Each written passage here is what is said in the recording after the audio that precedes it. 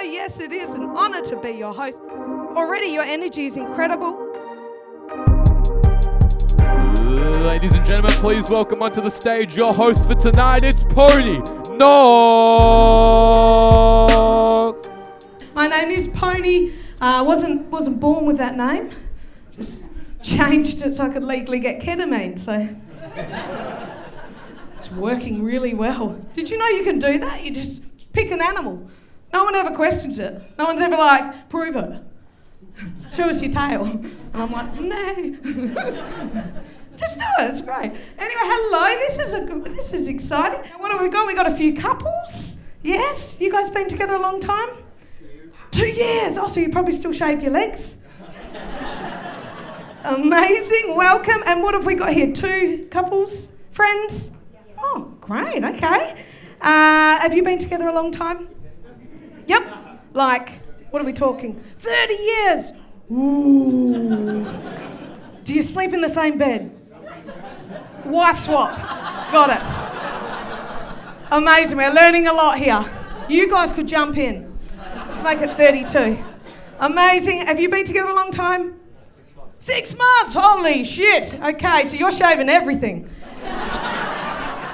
Got it. And here, what have we got here? A threesome.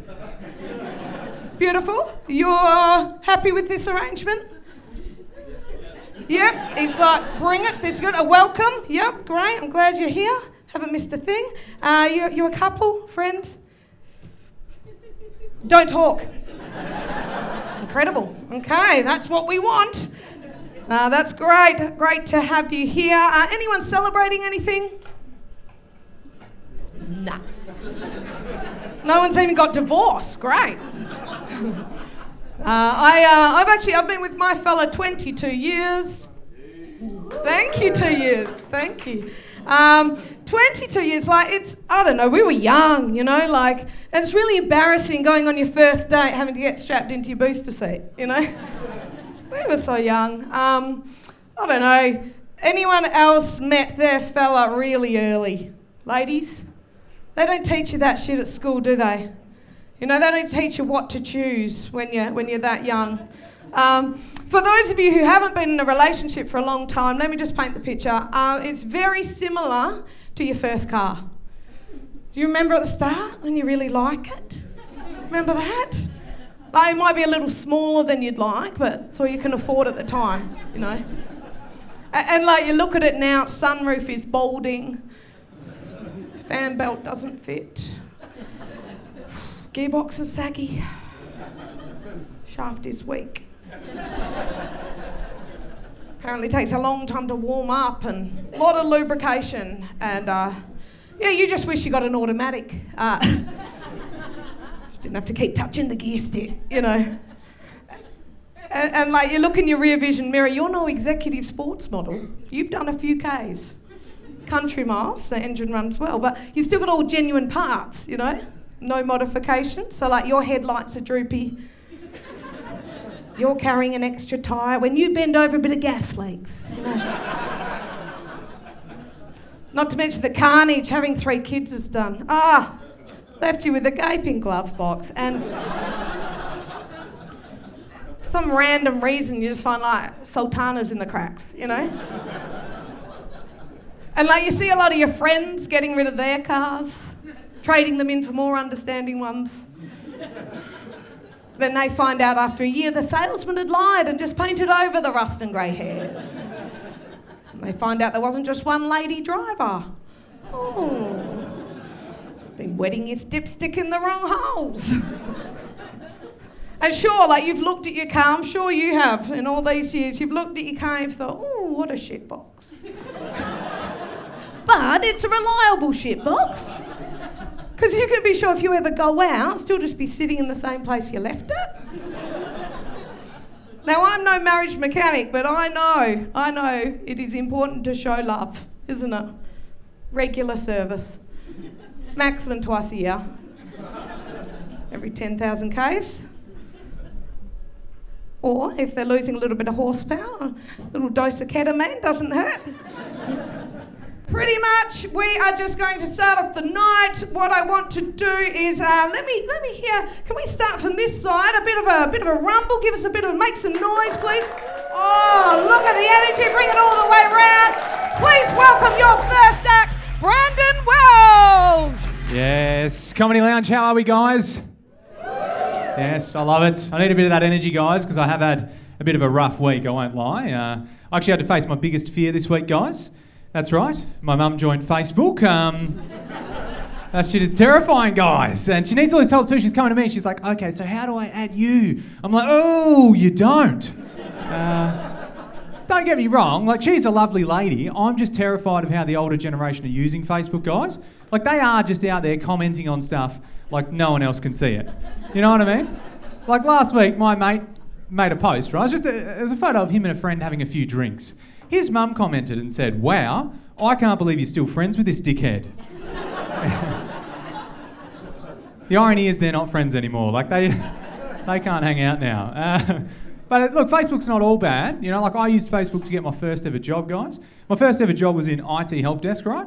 Like, taking calls, helping people out.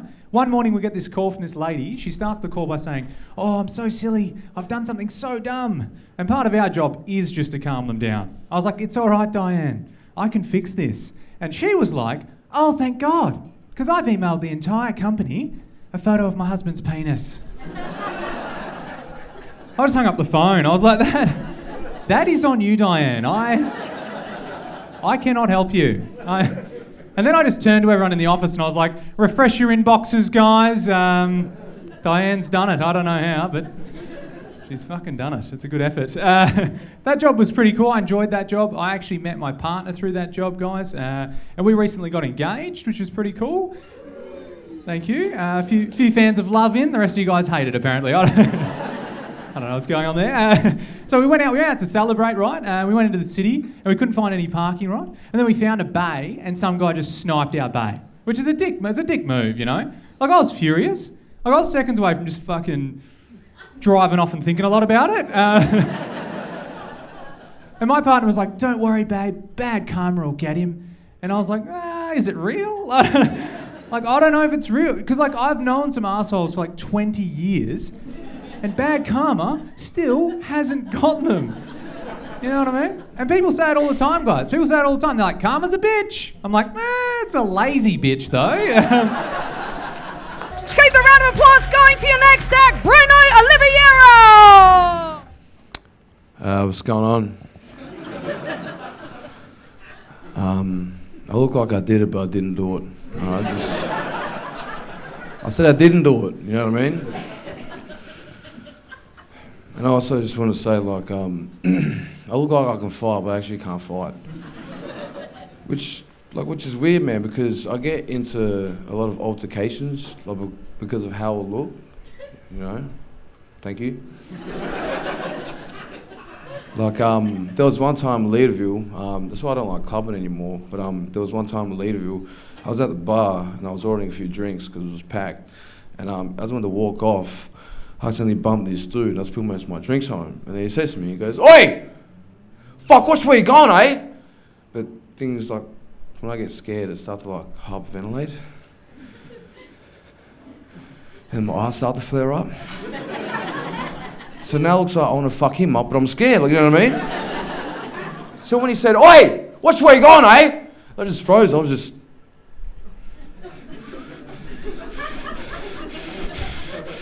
He was like, oh, fuck. His friend came after me afterwards. He was like, sorry, bro. Like, he's just pissed, man. Like, we don't want any trouble, bro. And I was just still standing there, just... I think the whole club apologised to me that night, you know? It's fucking weird, man. I know, I'm sort of getting a vibe from... I can see, like, a lot of you guys' faces, like, you guys trying to figure out, like, where I'm from. And, I'll tell you, but I've always... okay.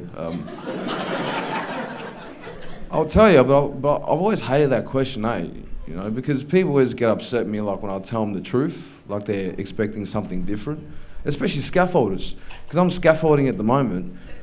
But the thing with scaffolding is, like, I didn't know I looked married, like, before I started. So like now you can see it, eh? You know what I mean? But like you ever seen that look that a married does when they see someone who could potentially be married? Like you ever seen that? It'll be like my first day on the job. There'll be a few marrieds talking to each other, and then I'll walk past, and they're just like, "Oh yeah, bro, nah, just me and the missus, eh?" And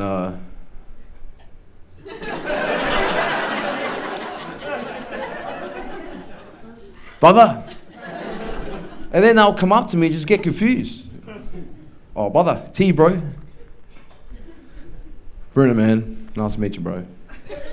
"Oh, Bruno, eh? Like, whereabouts you from out?" "I'm from Spearwood. It's, I think it's south, you know what I mean?" He was like, "Oh yeah, was that North Island or South Island?" "Fucking Perth Island, cunt. Like, how'd you fuck that up, man?" He's like, "Nah, like where you from, G?" I'm like, "What do you want my address? Like, what do you..." He's like, "Nah, what's your ethnicity?" I'm like, "Oh." Sorry about that, bro. I'm Spearwood-a-knees. Like, that's where I'm from. You know what I mean? It's true, but, you know, but I'm actually Portuguese, but I don't like saying it. Oh, thank you. That's my auntie in the front row, ladies and gentlemen. No, I'm actually Portuguese, but I don't like saying it because I can't speak it good. You know what I'm saying? And I know what it is, but like people from Western society or English-speaking countries, when they know a little bit of another language, they think they know a lot of the language. You know what I'm saying? They're like, "Oh yeah, bro, nah, like, yeah, bro, I'm fucking Spanish, bro." "Yeah, I can speak Spanish, man. Hola, como estás?" You know what I'm saying, bros? But like, that's all they know. And I used to do that too, but I stopped when I actually went to Portugal. Because the thing about speaking like another language, or Portuguese as an example, you can't think in English and then speak in Portuguese. It comes out fucked up. Like you have to think in Portuguese as well as speak it, and it's supposed to come out in Portuguese. But what I did was, I thought in English, and then I Google translated to Portuguese, and it came out Australianese. It was the weirdest shit, man. Like, I'll see like one of my cousins and he'll be like, "Hey, então Bruno, tudo bem?" And I'm like, "Hey, man. Primo. Que estás fazendo mais tarde, cunt?" Like, it came out shit, man, you know? But people from non-English speaking countries don't do that shit, man. Like people from non-English speaking countries, when they come to a place like Australia, like these days anyway, they usually study English like before they get there, and they usually know really good English. Like you ever speak to someone that knows English as a second language, and they can speak really good, and then they try to be humble about it, which ends up pissing you off. Like you ever seen that shit? Like when I was on FIFO, I became friends with this guy from Brazil, and then like says to me, he goes, Oh, you know, I really like Australia. Australia's a beautiful country, you know. It has an abundance of work, and it's like a euphoria for foreigners because it's so safe. I'm like, get the fuck out of here. Like, abundance? Euphoria? I can't even spell euphoria. Nah, stop being friends with me after that, man. I need that type of arrogance in my fucking life. You know what I'm saying? Welcome to the stage, Emma Krause! Hi, everyone. Thanks. I appreciate that welcome. I actually appreciate you all sitting down on your bottoms and looking at me and listening, because during the day I work as a teacher in Midland. Yeah. I actually thought you guys might have given me a round of applause with that announcement. Thank you. I'm actually a relief teacher in Midland, so I deserved that. Yeah. And I get the Midland kids to use their glue sticks as lip balm. Yeah. Seems to work. Yeah. From the outside, like Midland schools look like a little bit messy, and from the inside, some of the parents look like a little bit methy. I wasn't sure if you'd be on board with that joke, so thank you. It came to me at a school assembly. Yeah. My friend said to me, "Oh, you know, Emma, you could lose your job for saying that," and I was like, "Yeah, that's why I say it." Yeah. The other day I gave this little 4-year-old one of those scratch and sniff stickers. I don't know whether he'd seen one before because he scratched it and then he sniffed it and then he goes, "Fucking wicked, miss." Like, I didn't know whether to tell him off or congratulate him on his manners. I kind of like jumped back in shock a little bit, you know. Some of the wine spilled out of my coffee cup. Yeah. And then he looked at the coffee cup and he goes, you know what, you're always carrying that thing around. Would you die without it? And I was like, ooh, no love, but you might. I thought, you know what, I might go and tell his dad that he'd been really good, because he kind of struck me as the sort of kid that wasn't always really good. And after school, I went out to see his dad, and his dad was smoking a joint and wearing pyjama pants.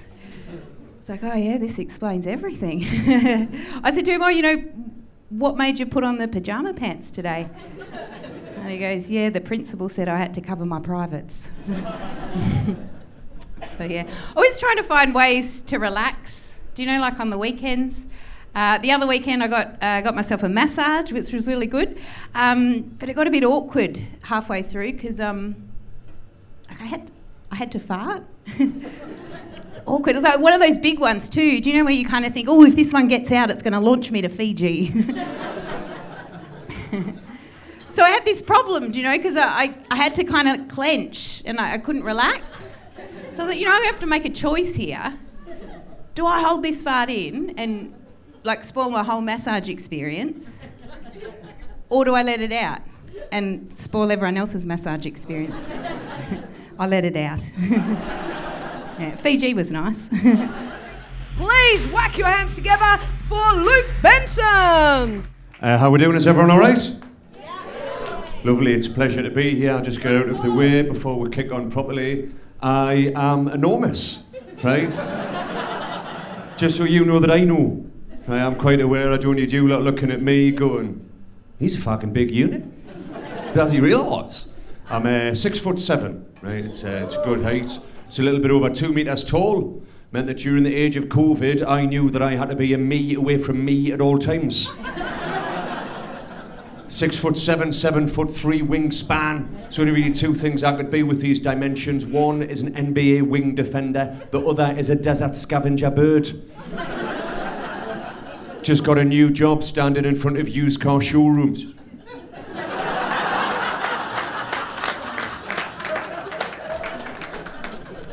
Quite an odd-looking bloke. Feel like I've got the head of a 12-year-old on top of something that should be defending a village. Don't really feel like I look like anyone in particular. What I feel like I look like is someone that in your mid to late 30s you would settle for. Feel like when you're in your early to mid 20s you'd look at me and you'd be like, fuck off, you gangly piece of shit. Mid to late 30s, that biological clock starts to ring a little bit louder. You look at me and you go, what's that? He's got a second revenue stream and a good relationship with his mother. Don't mind if I do. See where those slender fingers will go. Tickle your lungs.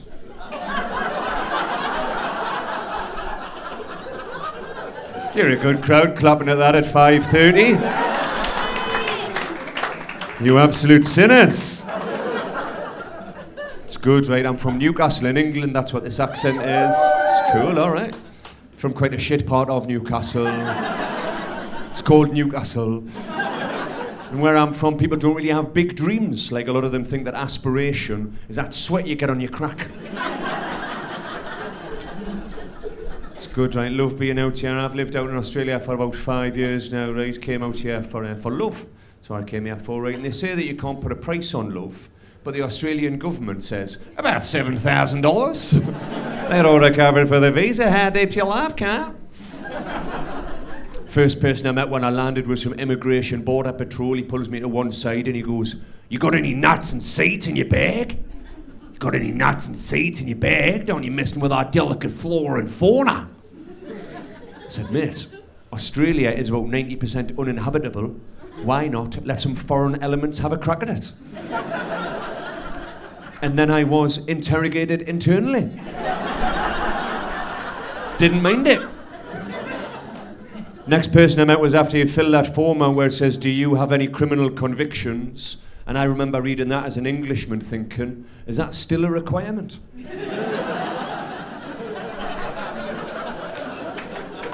That's all right, I don't have long, you don't have to clap at that. There's no time! It's good, right? I got to this bloke, right, and he goes, you know, you're on a tourist visa, right, mate? I go, yeah. He goes, 3 months, a long time. What are you going to do? I go, well, I'll probably read a bit, I'll watch a bit of YouTube, there's loads of stuff on there, I'll struggle to finish it. And he goes, all right, where are you going to be staying? And I said, oh, with my girlfriend's mother, which is true and every bit the nightmare you'd imagine it to be. Fair play, he just looks back at me and says, are you sure you don't want me to send you back? What a legend. I feel like it's a fantastic country, right? You've got some good phrases. I think my favourite Australian phrase is, who'd you go for? Who'd you go for? I didn't know what that meant initially. I thought the person asking me that was asking me what my sexual preference was. Says, well, you know, like ladies mainly, but I know what I look like. Got a soft face and slim hips, I can be overpowered. And the way that worked out is I now support Hawthorn. And I'll leave you on this bit, right? He carries on, he goes, who's in your fantasy footy team, man? Who's in your fantasy footy team? And I had to think it was on my fantasy football team, right? I suppose full forward, Gary Ablett Senior, half forward, Gary Ablett Junior, other half forward, I'll have God. So then you've got the Father, the Son, and the Holy Spirit. But you know you've got God there working in mysterious ways. It's fantasy football. We should be able to do whatever the fuck we please. That's my point here. Everybody, right? On the left wing, I've got Pegasus and that thing out of Never-Ending Story. On the right wing, I've got Nazi Germany, probably the strongest ever performer on the right wing if we really think about it. In midfield at Rook, I've got Gandalf. He's really good at breaking up the plays. Always there, shout, thou shalt not pass. Right then, at half-back, I've got Quasimodo, probably the strongest half-back of all time. Just nestled in behind them at the bottom of midfield, I've got a curvy woman in a foamy bathtub. It's my fantasy and I can't help what I'm into. I'm a large man, I need a bigger woman, right, you know what I mean? And then in defence at sweeper, I've got Dick Van Dyke from Mary Poppins. He's just chimneying about. Central defence, I've got Vietnam and Brienne of Tarth. Undersized but overperform historically. Very good at repelling attacks from the front. And then at right back and left back, I've got America and Russia. They're really good at bombing forwards. Then in goalkeeper, I've got Caesar from Planet of the Apes. He just seems like a good leader. Coach and player manager, I've got Bo Leonidas and Atticus Finch. I like their morals. And then on the bench, I've got Israel and Palestine. Because it's good to have a bit of competition in the squads. Because obviously they're fighting over the same position. That's who's in my fantasy football team. You're an amazing crowd, thank you. Brian Shields. I was at the back there and you can tell you're a fun crowd, and what I appreciate in this climate, it's tough and you're prioritising your money. You're like, what will $29 get me? Might as well have a laugh because I can't get a fucking litre of petrol for that price anymore, can we, guys? I'm ashamed to admit it, but I know you guys are fun, you won't judge me. I've actually worked out it's cheaper for me just to buy a bag of cocaine and run everywhere now. I'm a greenie commie lounge. I've cut back on fossil fuels and I've loaded up on nostril fuels. It's fucking unreal. Took me 10 minutes to get here from Joondalup. Down Mitchell Freeway today. It's awesome. But it has got kind of grim, if I'm being honest. I was filling up at BP Padbury this morning, I swear to God. Put it to pump 1, and on pump 2 is the car of P-platers, and they put $10 in the car. I was like, boys, where are you driving to? Pump 3? What's going on here, lads? Let's get that in neutral. Help me down, Marmy, for fuck's sake. Fuck. It's brutal, isn't it? I want that high-end money where I can get that Tesla that I saw in America recently where the top-end people just get those Teslas and they can just put you in your destination and then you can sit back and the car gets you to wherever you want to go. So you can finally just text without the guilt. You can read a book. You can have a danger wank, whatever you want to do, right? And the car gets you to your destination. That sounds unreal, but I'm also a bit like nervous and anxious about what would happen if someone gets in one of those cars, right, puts them where they're going, and they die of a heart attack en route. Can you imagine that, guys? Yeah, we're getting dark at 5 o'clock, guys, but have a chat amongst your friends. Because I'm a parent, so Christmas time, kids get excited, they hear a fucking car pull in the driveway. And they run to the window like, Mom, Dad, Granny's here. Get away from the windows, guys, she's defrosting, for fuck's sake. That's a Christmas I'll never forget, am I right? Because they just inherited a new Tesla. How good's that, guys? That's unreal. I was looking to get a bike and Nintendo, let alone bury Nan before lunch and get her lunch. That's fucking awesome. Make some noise if you've had wee brownies in this room before. Yes. If you haven't had them, never fucking do them, guys. I had them in America recently, and fuck me, are they a slow burn or are they a slow burn, guys? They creep up on you. My girlfriend was struggling with insomnia, and we had wee brownies for the very first time. We got in the car, right, and she goes, babe, I have no idea how you're driving right now. I'm so stoned. I said, babe, I didn't know I was driving, to be honest. This is, these are fucking good. I tell you what, I needed that fucking self-driving Tesla right there and then. But now, I love any parents in the room? Yeah. Hey, good. We don't know what we're doing, but we just pretended that. My first was like during the COVID era, so like it was good to be home for his first words. Like it gets a bit, don't you reckon it gets like competition-wise when they start muttering? Like will they say the M word, will they say the D word, who do they love more? Turns out he said the M word and it was fucking my gov. He was adapting very fucking quick. Yeah, you guys are a fun guy. How good's not working? How good's the weekend? Good, eh? I'm one of those people, I always have admiration for people that love their jobs, but I'm not that guy who loves his job too much. But I reckon, I've seen a few jobs lately where people just absolutely live and breathe, and I always just go, fuck, I wish I was that person. Crosswalk attendants love their job too much, I reckon. Then I'm like, if I work 2 hours a day and watch kids fall off bikes, I'm probably like that too, don't you reckon? And you get a whistle and you get to wear like rave clothes, basically. F45 instructors love their job too much, am I right? No one should be that fucking excited for lunges at 6 a.m, guys. And they always set unrealistic expectations. They're always like, all right, class, give it 110%. I'm like, that's mathematically impossible, Greg.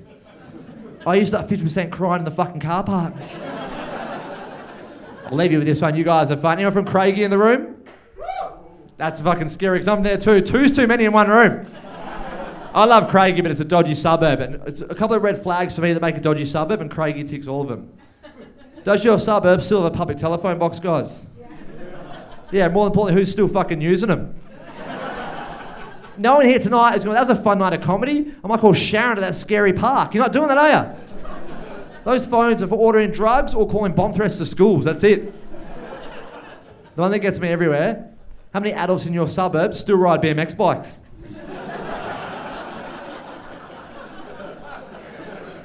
That is international symbol for lock your doors when you go to the comedy lounge because we're fucking patrolling, I'll tell you that much.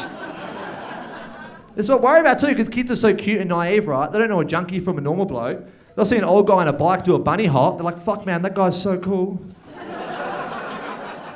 Wish I had that bike. Like that was your bike, cunt. Keep it going for your next act, Tim Kershaw. Hello. Sorry, I was late. I was parking my car on mushrooms. So it fucking took me a while, eh? Whew. I don't actually even do drugs, and I do that joke. But I know, like, all the comedians come out here and we have to talk about what we look like. I look like a drug addict. I know that because I was lying on the grass the other day and I got woken up by a defibrillator. That's when I realised I've got a problem. I was napping, not overdosing, you know, but hey, it's being lazy. I should find out where my kid is. It's all right. He's Spanish. He lived the first 5 years of his life in Argentina. He's fucking fine. The dude can go 3 weeks in this country, no issues. That's funny, is it? I could do that all day. People get scared. It's like Bruno, the same kind of thing, dude. This is good. I could make 1,000 jokes about my eyes, man. It's good for comedy. It is not good for family court proceedings. Not going to get that poor little fucker back, dude. Because she accused me of being a drug addict, so I've been in there for ages. And also, not blinking makes me look like every unsolved murder suspect, so I went into there to get my son back. I came out with 3 consecutive life sentences. I was like, Your Honour, is like, guilty. And also chuck on a couple of those unsolved murder charges. I've seen this guy somewhere before. We can't risk it. I'm like, duh. Sorry, little amigo, Papa is going away for mucho tiempo, so. Bien suerte, little fella.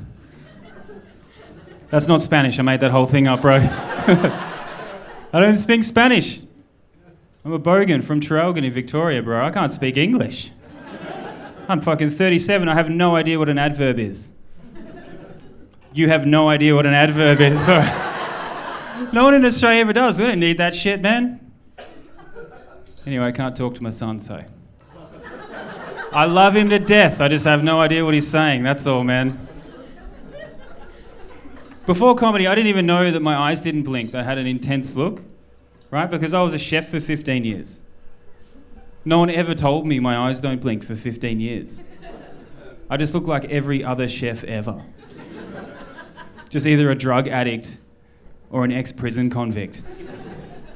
And that's all the requirement that I needed when I started chefing 15 years ago. They're like, hey, can you use sharp knives? Do you like confined spaces? I was like, yeah, I do. And they're like, oh, get in here. You'll never get paid again. I was like, oh. Shit on, I just skipped touch-out in class. I'll take it. Any other hospitality people? Oh, yeah? Night off? You're excited. That's hospitality people do. We just want to kill ourselves at all hours of the day. Fucking breaks us, man. It's like, anyone who's done hospitality, right? I have this test. If you go out and you find homeless people in the street, just lean in. Listen. Half of them are hospitality workers just whispering the last order that broke them. Hey, they're just like, 2 fried calamari, 2 salad. 2 fried calamari, 2 salad, 1 gluten-free. Oh, fuck. Please welcome to the stage Stephen J. Whiteley. Good evening. It is nice to be here from Brisbane, and I mean that too when I say it's nice to be here, because I don't know if you know this or not, but it's a rule of entertainment. Whenever you come out, you always have to go, oh, it's so nice to be here. I'll let you know the secret. Sometimes it's fucking not. Hey, sometimes it's shit. Sometimes it's so shit that the people you're saying it's nice to be there to don't fucking believe you. I was doing a gig a little while ago in the north suburbs of Brisbane. It's a place called Caboolture, right? Yeah, a couple of people have heard of it. For those of you that don't know, you can tell everything you need to know about Caboolture by the noises you have to make to say the word Caboolture. Right? It's a bit like Rockingham, but nowhere near as glamorous, right? And I was up there on a Saturday morning doing some work for the local council that wasn't community service, and fuck off, you don't know. And I was on stage with the Lord Mayor of Caboolture, right? And I've gone, ladies and gentlemen, it's a privilege and a pleasure to be here in Caboolture. And from behind me, the Lord Mayor went, bullshit. And I was like, yeah, no, fuck no, fair enough, hey. But it is nice to be here in Perth. I love Perth. I always wanted to come here, but you guys are just so fucking far away.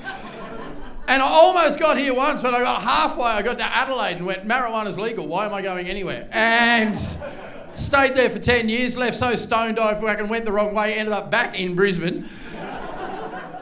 And then I finally made it over to Perth about 11 years ago. I finally made it over to Perth, and I knew I was going to love Perth. I was doing my first gig. I climbed on stage, grabbed the microphone, and said, ladies and gentlemen, it's so nice to be here in Perth. It's taken me 38 years to get here. And some bloke went, why, did you fucking walk?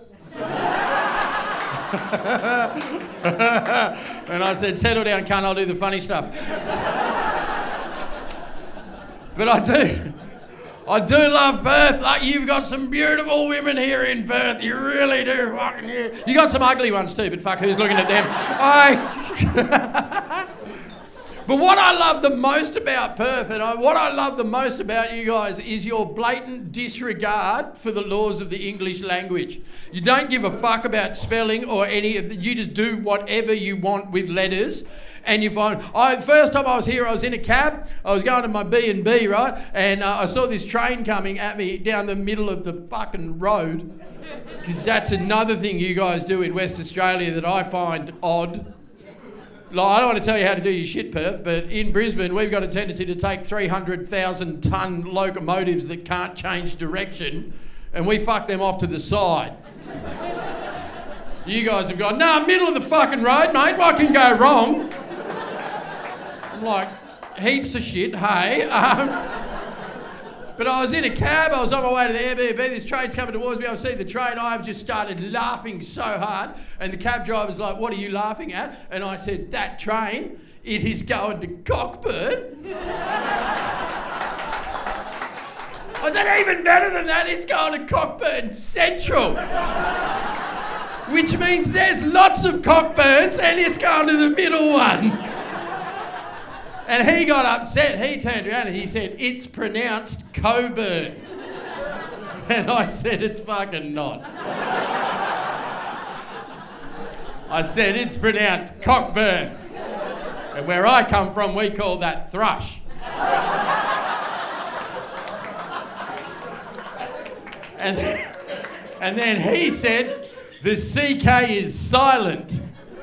And I said, look here, Habib. I think you'll find I've been speaking this language a lot fucking longer than you have. You do not get to put a silent CK in the middle of a 2-syllable word. You cokehead. It was at that stage I learnt 2 very important things. A, cab drivers in Perth don't have a good sense of humour. And B, it took 48 minutes to walk from that point to my Airbnb. You guys have been great. Thank you so much. Good night.